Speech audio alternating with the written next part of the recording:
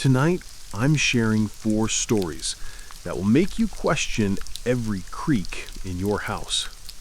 A new house is supposed to be a fresh start, not the beginning of a nightmare. And if you think your house makes strange noises, wait until you hear what happened in mine.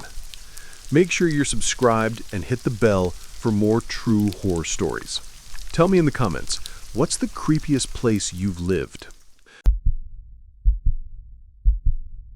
We were given the keys to our dream home. We didn't realize they didn't belong to us, and the real owner was still locked inside. A new house is supposed to be a fresh start. That's what the realtor said. Her smile as bright as the Arizona sun baking the roof of our little stucco box. After the divorce, the apartment, the feeling of everything being temporary, this was going to be our anchor. Mine and my 7-year-old daughter, Chloe's. Our own space, our own rules, our own key. I remember the first time I held the keys. They were cold and heavy in my palm, a satisfying weight. The key itself was oddly ornate for such a plain house, with intricate swirling design cut into the bow. One of a kind, the previous owner had said with a tight smile when he handed them over. The locks are original, 1952, solid brass. The weirdness started on moving day. The front door stuck, and I had to shove my shoulder against it to get it open. The lock was stubborn, the key refusing to turn until I jiggled it a very specific way. "It just needs to be broken in," my brother said, hauling a box of Chloe's toys inside. But it never broke in. That lock had a personality, a malicious one. Some days the key would slide in and turn like butter. Other days it would fight me, leaving my hand raw and frustrated. I'd find myself talking to it, pleading with it under my breath. "Come on, not today, please." The first time I heard the noise, I was putting away groceries. It was a clear, metallic sound from the front of the house. A jingle, exactly like the sound our keys made when I tossed them into the ceramic bowl on the entryway table. "Chloe? Honey, are you home?" Silence. I walked to the entryway. The key ball was there, my car keys, the spare key, the little key to the shed. They were all there. But our house key, the one with the ornate bow, was missing. My heart did a little stutter step. I always left it in the bowl. Always. I found it 5 minutes later. It was on the floor, directly in front of the closed door, as if it had been dropped there, or slipped under it. I told myself I must have knocked it out of the bowl without realizing. The mind plays tricks when you're stressed, right? It happened again a week later. The jingling sound this time, at 2 a.m. A sound so distinct it pulled me from a deep sleep. I sat bolt upright in bed, my blood frozen. Jingle, jingle, scratch. I crept down the hall, my heart hammering against my ribs. The living room was pitch black. Moonlight streamed through the blinds, painting stripes on the carpet. I flipped the light switch. Nothing. The power was out. There on the floor in front of the door was the key, and next to it, faint but undeniable in the moonlight, were scratches on the old wooden door, long, thin gouges around the lock, as if someone or something had been trying to get in, or had been trying to get out. The next morning, in the harsh light of day, I called a locksmith. I couldn't live like this. The man, a guy named Ray with kind eyes and grease under his fingernails, took one look at the lock and whistled. "This is an old-timer. Beautiful craftsmanship. See this?" he pointed to the keyhole. "It's a dual bore. Super rare. Takes a specific key. This one," he said, holding up our ornate key. "This is the only key in the world that fits this lock." "That's what I was told," I said, my voice tighter than I meant it to be. He set to work removing the old lock. I was in the kitchen making coffee when I heard him curse. "Lady, you want to come here a second?" I walked back to the entry. He was pale, staring into the cavity where the lock had been. The hole went deep into the door. "What is it?" I asked. This ain't right," he muttered. He reached into his toolbox, pulled out a pair of long-nosed pliers, and carefully reached into the hole. He tugged, gently at first, then with more force. With a soft, rustling sound, something came out. It wasn't wiring or insulation. It was hair. Long, dark strands of hair, matted and dusty, wound tightly around the inner mechanism of the lock, as if it had grown there. Ray dropped the hair and the pliers on the floor and took a step back. I'm not touching this," he said, his voice low. "You need to... I don't know what you need. But that lock, it wasn't just keeping people out, it was keeping something in. And you've been turning the key every day." He packed his tools and left in a hurry, refusing payment. I stood there, staring at the hole in my door and the hair on my floor. I thought about the previous owner's tight smile, one of a kind. I thought about the key that only worked when it wanted to, the jingling in the night, the scratches. We moved out that afternoon. We left everything. The furniture, the pictures on the walls, the ceramic bowl in the entryway. We left the keys on the kitchen counter.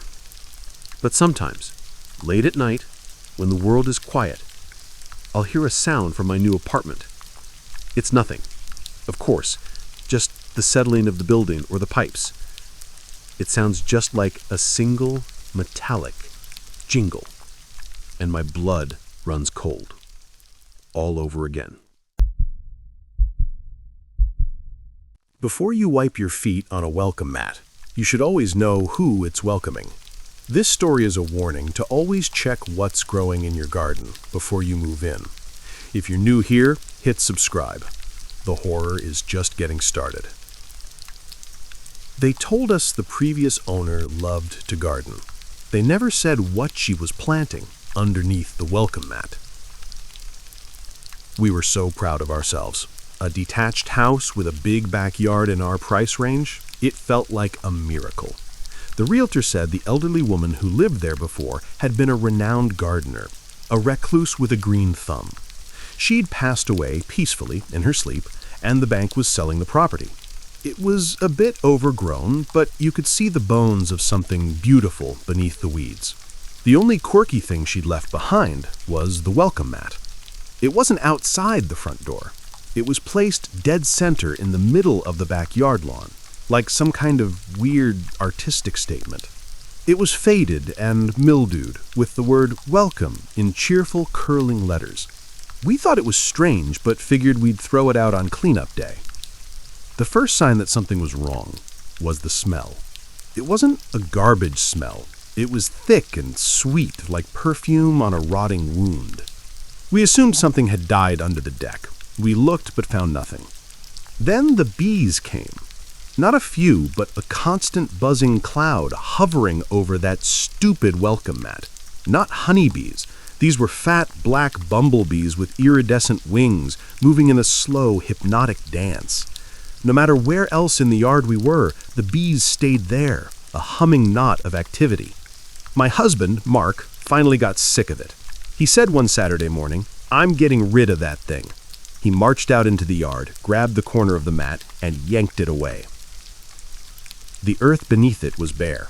Not a single blade of grass grew in a perfect rectangle. And the soil was wrong.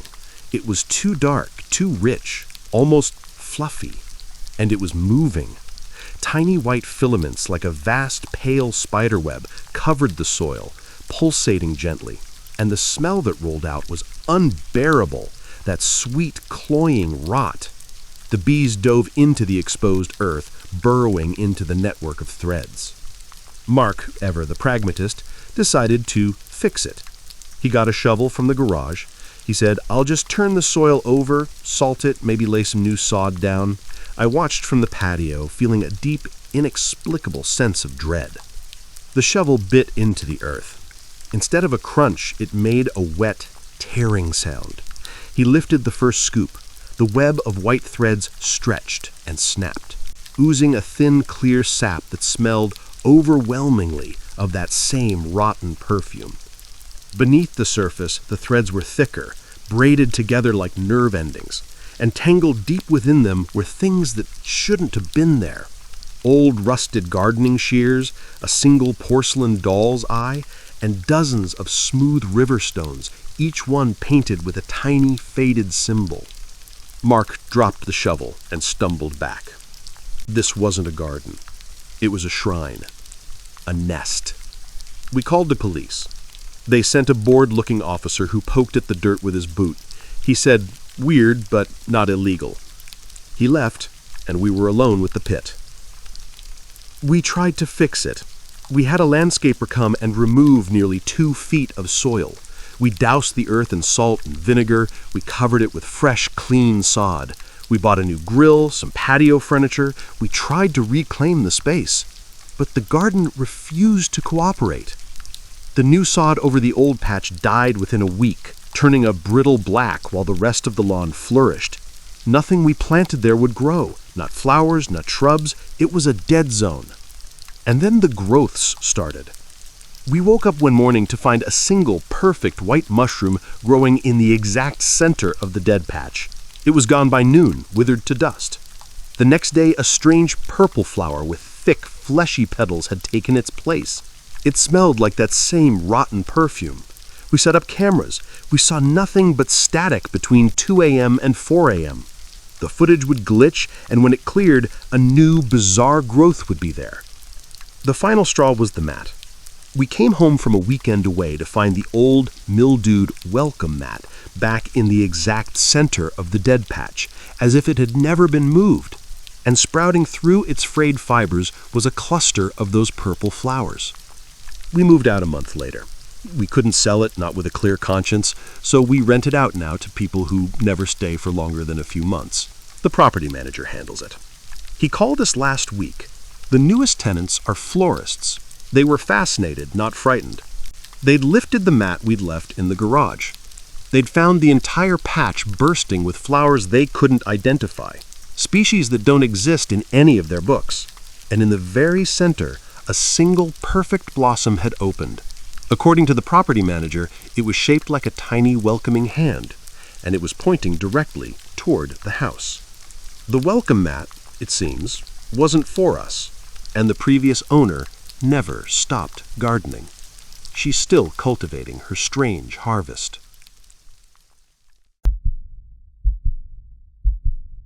We all want a home built to our exact specifications. But what if those specs were designed for something else entirely? If you're brave enough to hear how a perfect home can hide an imperfect past, follow for more stories that will make you check your blueprints twice. Our architect said the strange mark on the foundation blueprint was just a coffee stain. The first time we heard the chanting, we realized it was a target. My wife, Lena, and I saved for 10 years. 10 years of cramped apartments, listening to neighbors through paper-thin walls, dreaming of a place that was truly ours. No one else's memories in the walls, no one else's ghosts. When we finally bought the plot of land on the edge of the pine forest, we cried. It was our blank slate. We found Robert, the architect, through a magazine feature. His designs were stunning. All sharp angles and glass that seemed to melt into the landscape. He was intense, with these piercing blue eyes that held your gaze a second too long. He talked about geopathic stress and aligning a structure's energy with the telluric currents of the earth. We thought it was eccentric, a harmless artist's quirk. We were just happy he was working with our budget. The day he unveiled the blueprints is burned into my memory. We spread them out on our kitchen table, the paper smelling of fresh ink. It was perfect. The master bedroom caught the morning sun. The deck looked out over the pines. It was our future, laid out in lines and measurements. That's when I saw it. A small, intricate symbol right in the center of the living room on the foundation plan. It looked like a spider web caught in a circle or a knot of thorns. "What's this?" I asked, pointing. Robert didn't even flinch. He let out a short, dismissive laugh. "Ha! My apologies. My coffee cup left a ring one morning. I tried to sketch over the stain to incorporate it. A failed artistic flourish. Ignore it. The builder knows it's meaningless. He smoothed the paper with his hand. The important thing is the flow from the kitchen to the living space. We believed him. We were too excited to question it. We framed that blueprint and hung it in our hallway. The build was plagued with small, weird delays. The crew chief once called me, frustrated. The concrete truck for the foundation slab had a mechanical failure, right over the main pour site. Weirdest thing. Another time, a worker quit on the spot, mumbling about bad vibes and cold spots. We laughed it off. Superstition. The first night we slept in the finished house, the silence was absolute. It was a profound, heavy quiet we'd never experienced in the city. For about a week, it was paradise. Then, the cold started. Not a draft. It was a perfect circle of cold in the center of the living room, about 3 feet wide. You could be sweating in the kitchen, but step into that spot and a chill would go right through your socks. Our dog Baxter, a goofy Labrador who'd nap anywhere, would outright refuse to cross it. He'd lie at the edge of the rug and stare at that spot, his head cocked, a low growl rumbling in his throat. My wife, Lena, started getting migraines. Always in the living room, always centered around that spot. The sound began a month in. It was so low at first we thought it was the hum of the new refrigerator. We turned everything off. The hum remained. It was a vibration you felt in your bones, a rhythmic, dissonant drone that seemed to emanate from the floor itself. We'd lie in bed at night, holding hands in the dark, listening to it rise up through the foundations. "It's just the pipes," I'd say, my voice tight. "It's not the pipes," Lena would whisper back. It got louder, more distinct. It wasn't a drone anymore. It was a chant, a single jarring phrase in a language that was all grinding rocks and broken glass, repeated by voices that sounded ancient and hollow. It was strongest in the living room, pulsing from that icy circle on the floor. We became obsessed. It was all we could talk about. We stopped having people over. We'd eat dinner in silence, listening. Lena's migraines became constant. I started sleeping with a pillow over my head. One night, I broke. I went down to the garage, got my toolbox, and started dragging our expensive Persian rug off the living room floor. "What are you doing?" Lena asked, her face pale. "I'm finding it," I said, my voice shaking. I got a glass and put it to the floor, pressing my ear to it like a safecracker. The chanting was clearer, louder, coming from right beneath me. I marked the spot with a piece of chalk, the exact center of the cold. The next day, I borrowed a concrete drill from a friend. I didn't tell him why. Lena watched me, arms crossed, her expression a mix of fear and hope. The bit screamed as it bit into the polished concrete, throwing up a cloud of white dust. I only drilled an inch down. I wanted a core sample. I wanted to see what was underneath.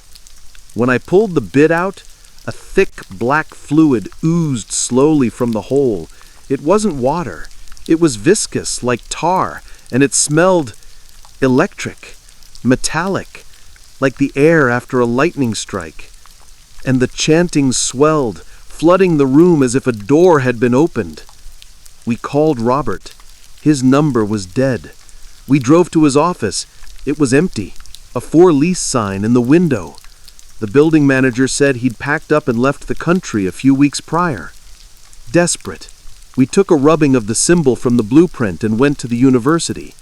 We found an elderly linguistics professor who specialized in dead ritual languages. He looked at the rubbing, and the color drained from his face. "Where did you get this?" he asked, his voice hushed. "It's on our foundation, and we hear things." He told us it was a binding sigil, a lock, not a coffee stain, a deliberate, terrifying lock. You don't build a home on this. You build a containment unit. Your architect didn't design you a house. He designed you a lid for a prison, and by drilling into it, he trailed off, unwilling to finish the thought. We sold the land and the house for a fraction of its worth to an anonymous LLC. We moved back into an apartment. The sounds of the city are a comfort now. But sometimes, in the dead of night, if the traffic dies down and the world goes quiet, I think I can still hear it. A faint, rhythmic grinding, far away. And I lie awake, gripped by a terrible guilt, wondering what we unlocked. You know the sound of your own home, the creak on the stair, the sigh of the pipes. But what happens when the house starts mimicking you? If you've ever felt like you're not alone in your own home, you're not. Subscribe for more stories that will make you question every noise in the night. The first time I heard my wife call my name from the basement, I didn't think twice. The fifth time, I realized she wasn't home. The house on Elm Street was a dream come true for a young family. It was a sturdy old colonial with a big kitchen, a yard for the kids, and just enough quirky charm, like the slightly slanted floors and the ancient groaning furnace, to make it feel like a home with stories. My son, Leo, was 4, and my daughter, Maya, was just learning to walk. My wife, Chloe, and I poured every ounce of our love and savings into making it perfect. The first few months were a blur of unpacking, painting, and the beautiful chaos of family life. The house creaked and settled like any 100-year-old building. We got used to its sounds. The third step from the top always groaned. The pipes in the master bathroom rattled when you turned on the shower. We named them. The house was a member of the family. The first incident was so small. I was in the garage, looking for a screwdriver. The door to the house was open. "Tom," Chloe's voice floated down the steps, "can you grab the laundry detergent while you're out there?" "Yeah, honey," I called back. I found the detergent, walked back inside, and set it on the washing machine in the basement utility room. "Here you go," I yelled up the stairs. No answer. I walked upstairs to the kitchen. She wasn't there. I found her in the living room reading to Leo, fully engrossed in Where the Wild Things Are. "Did you not need the detergent?" I asked. She looked up, confused. "What? No, I've been in here for 20 minutes. We laughed it off. "Must have been the house playing tricks," I said. "It's got a voice like you." It was a joke. We called it the echo. But the echoes kept coming. A week later, Chloe was at the grocery store. I was giving Maya a bath. Clear as day from downstairs, I heard her. "Tom, I'm home. Can you help me with the bags?" My heart did a little flip of relief. I was exhausted, and an extra pair of hands was welcome. "Be right there," I called out, wrapping the giggling Maya in a towel. I carried her downstairs. The front door was locked. The driveway was empty. No car. No bags. No Chloe. My phone buzzed on the counter. A text from Chloe. "Forgot the eggs. Heading back to store. Home in 20. A cold knot tightened in my stomach. The house was silent, watching. The incidents grew more frequent, more personal. Leo started talking about the quiet lady who sang in his closet at night. We dismissed it as an imaginary friend. Then we found his favorite stuffed dog, the one he slept with every night, in the basement freezer. He was hysterical. "He said the quiet lady said he was hot and needed to cool down," he sobbed. Chloe's face lost its light. She started checking locks 3, 4 times a night. We stopped joking about the echoes. The breaking point came on a Tuesday. Chloe had taken the kids to her mother's for a night. I was alone for the first time since we'd moved in. the silence was different. It was a waiting, attentive silence. I was watching TV, trying to ignore the feeling of being watched, when I heard it. Not an echo, not a mimic. It was Leo's voice, small, terrified, and coming from the baby monitor we kept on the kitchen counter. "Daddy? Daddy, I'm scared." My blood went cold. Leo wasn't here. He was 20 miles away. I stared at the monitor. The little green light was on, indicating sound was being transmitted from his room upstairs. I grabbed the monitor, my hand shaking. I said into it, "Daddy?"